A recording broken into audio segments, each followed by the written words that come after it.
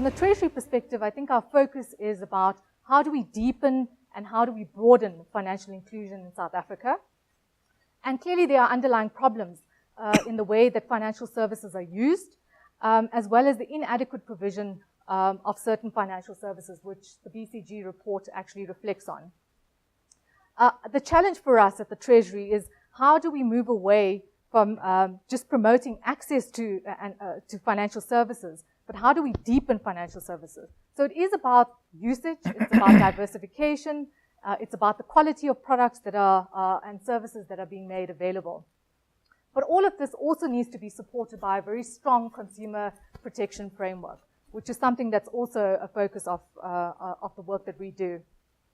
Just turning to some of the general comments on the BCG report, we would agree that there clearly are demand as well as supply constraints in terms of moving the discussion about financial inclusion forward.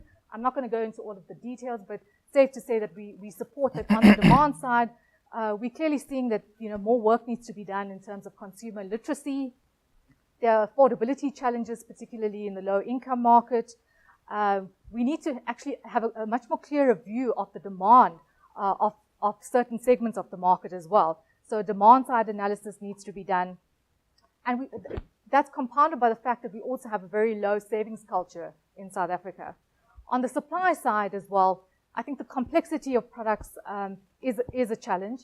The costs, the layers of costs that are included makes affordability and accessing those products a big challenge.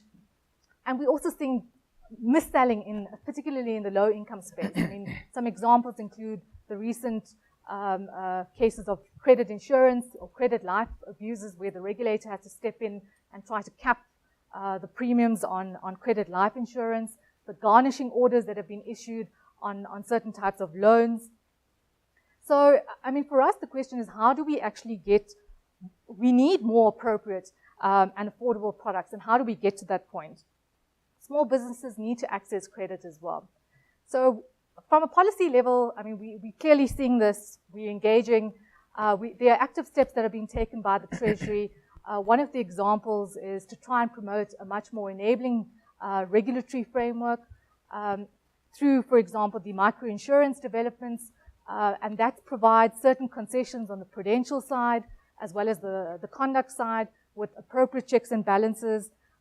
There are product standards being developed through that process as well. And I think there's once the framework is bedded down, we hope that will be a catalyst more broadly for much more lower income products to come to the market, particularly on the insurance side. And there are lots of learnings in that regard.